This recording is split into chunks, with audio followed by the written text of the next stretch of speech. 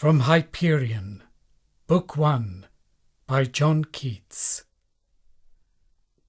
Deep in the shady sadness of a vale, far sunken from the healthy breath of morn, far from the fiery noon and eve's one star, sat grey-haired Saturn, quiet as a stone, still as the silence round about his lair.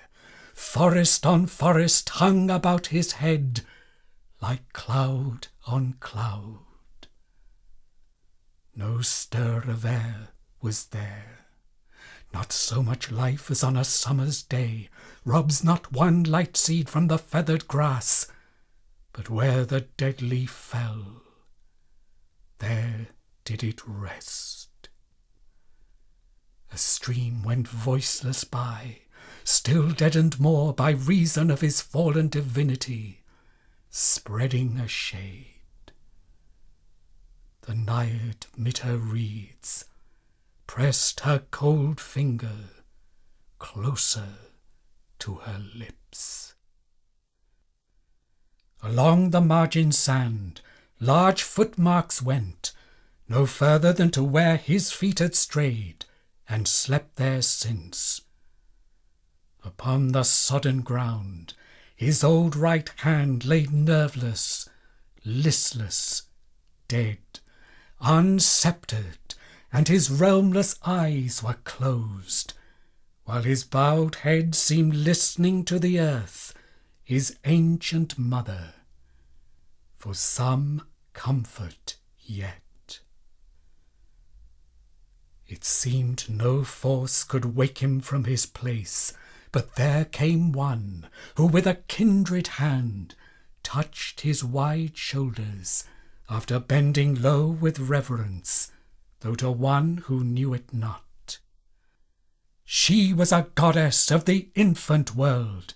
By her in stature the tall Amazon had stood a pygmy's height. She would have ta'en Achilles by the hair and bent his neck, or with a finger stayed Ixion's wheel. Her face was large as that of Memphian Sphinx, pedestalled haply in a palace court, when sages looked to Egypt for their lore. But oh, how unlike marble was that face, how beautiful, if sorrow had not made sorrow more beautiful than beauty's self.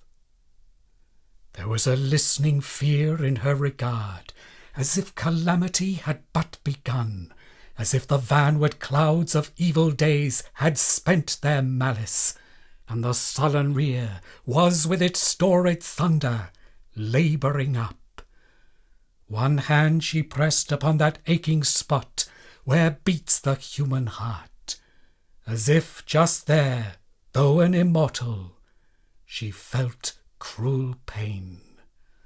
The other upon Saturn's bended neck she laid, and to the level of his ear, leaning with parted lips, some words she spake, in solemn tenor and deep organ tone, some mourning words, which in our feeble tongue would come in these like accents. Oh, how frail to that large utterance of the early gods! Saturn, look up! Though wherefore, poor old king, I have no comfort for thee, no, not one. I cannot say, oh, wherefore sleepest thou?